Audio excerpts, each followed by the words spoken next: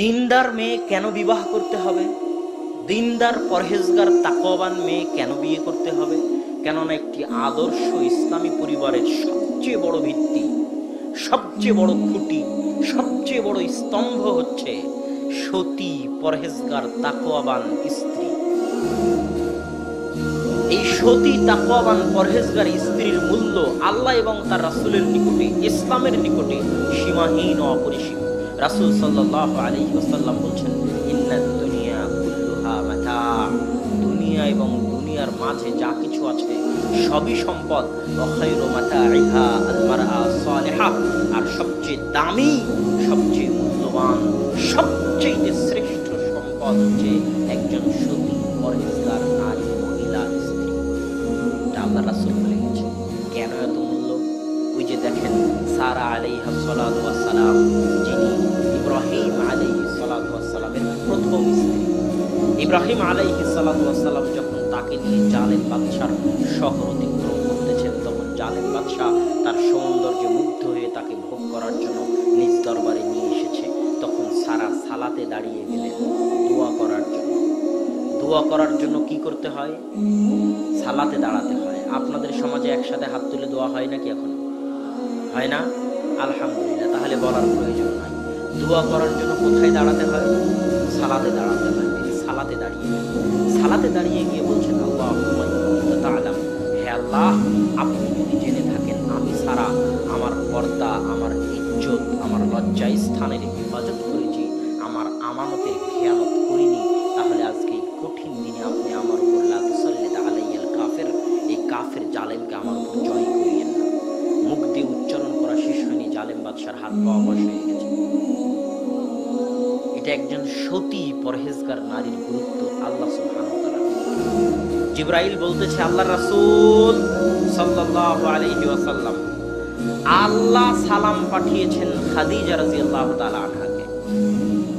জিবরাইল বলছে না যে আমি সালাম দিচ্ছি, জিবরাইল বলছে আল্লাহ সালাম পাঠিয়েছেন, আল্লাহ সালাম দিয়েছেন। কাকে? খাদিজা রাদিয়াল্লাহু তাআলা আনহাকে।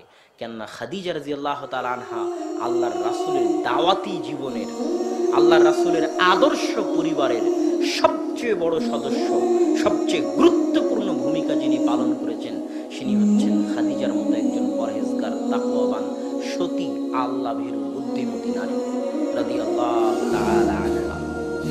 যেই বছর খাদিজা রাদিয়াল্লাহু তাআলা আনহা মারা যান, সেই বছরকে বলা হয় আমুল হুজন, দুঃখের বছর, কষ্টের বছর আল্লাহর রাসূলের জন্য। আল্লাহর রাসূলের জন্য দুঃখ এবং কষ্টের বছর। একই বছরে চাচাও মারা গেছে আবু তালেব, একই বছরে স্ত্রীও মারা গেছে খাদিজা রাদিয়াল্লাহু তাআলা আনহা। সম্মানিত উপস্থিতি, এটা হচ্ছে একজন সতী পরহেজগার নারীর গুরুত্ব। কেননা সেই আপনার পরিবারকে পরিচালনা করবে। এই জন্য সৎ পরহেজগার নারীকে বিবাহ করতে না পারলে পরিবার আদর্শবান করা সম্ভব হবে না। অতএব যুবক যারা বিবাহ করবে তারা অবশ্যই সজাগ থাকবে। সাময়িক আনন্দকে প্রাধান্য দিতে গিয়ে স্থায়ী শান্তিকে পর্যুদস্ত করিও না। সাময়িক আনন্দকে প্রাধান্য দিতে গিয়ে স্থায়ী শান্তিকে নষ্ট করিও না। কেননা তুমি প্রেমের মাধ্যমে যে সম্পর্ক করেছো, ওই সাময়িক আনন্দকে পাওয়ার জন্য তুমি যে বিবাহ বন্ধনে আবদ্ধ হবে, এর মধ্যে আল্লাহর বরকত এবং রহমত থাকবে না। তওবা করে ফিরে আসো এবং একজন পরহেজগার তাকওয়াবান নারী থেকে বিবাহ করো। মৃত্যু পর্যন্ত শান্তিতে বসবাস করবে ইনশাআল্লাহ। শান্তি এবং সুখ দুটো কিন্তু আলাদা জিনিস। শান্তি আর সুখ দুটো কি জিনিস? আলাদা জিনিস। এই যে পাকা বাড়ি, এসি আছে, ফ্যানের বাতাস চলতেছে, ফ্রিজ আছে, এটা হচ্ছে সুখ। এটা কি? সুখ। এসির বাতাস চলতেছে তারপরও ঘুম আসে না, মানে শান্তি নাই। কথা বুঝেননি? এসির বাতাস চলতেছে তারপরও ঘুম আসে না। পোলাও কোরমা দিয়ে ভাত খেয়েছে তাও ঘুম আসে না। ফুল সাজানো আছে, কত কি সাজানো আছে শোকেজে, টাইলস লাগানো আছে, তারপরও ঘুম আসে না, মানে কি নাই? শান্তি না। শান্তি হচ্ছে অমূল্য জিনিস, যা ইসলাম দিতে পারে। কে দিতে পারে? ইসলাম দিতে পারে। সম্মানিত উপস্থিতি, এবার যখন বিবাহের অনুষ্ঠান শুরু হয়ে গেল, চলে আসলো, তখন আমি আগেই বলেছি বিবাহ পৈতৃক সম্পত্তি নয়, আল্লাহর রাসূলের দেখানো পথ অনুযায়ী বিবাহ করতে হবে। বিবাহের নামে যত রসম রেওয়াজ, অপসংস্কৃতি, বেহায়াপনা, বেলেল্লাপনা যা সমাজে আছে, যেটা বিবাহকে কঠিন বানিয়েছে। আনুষ্ঠানিকতা বিবাহকে কি বানিয়েছে? কঠিন। যে সমাজে বিবাহ যত কঠিন, ওই সমাজে জেনা তত সহজ। যে সমাজে বিবাহ যত কঠিন, ওই সমাজে জেনা তত সহজ। আমাদের সমাজে হিন্দুয়ানি রীতি আছে, স্বামী মারা গেলে স্ত্রী দেখবেন আর একটা বিবাহ করবে না। আমাদের সমাজে আছে না নাই? মুসলমান সমাজে এটা হিন্দুদের নীতি, জেনা করবে কিন্তু আর একটা বিবাহ করবে। এটা কাদের নীতি? হিন্দুদের নীতি।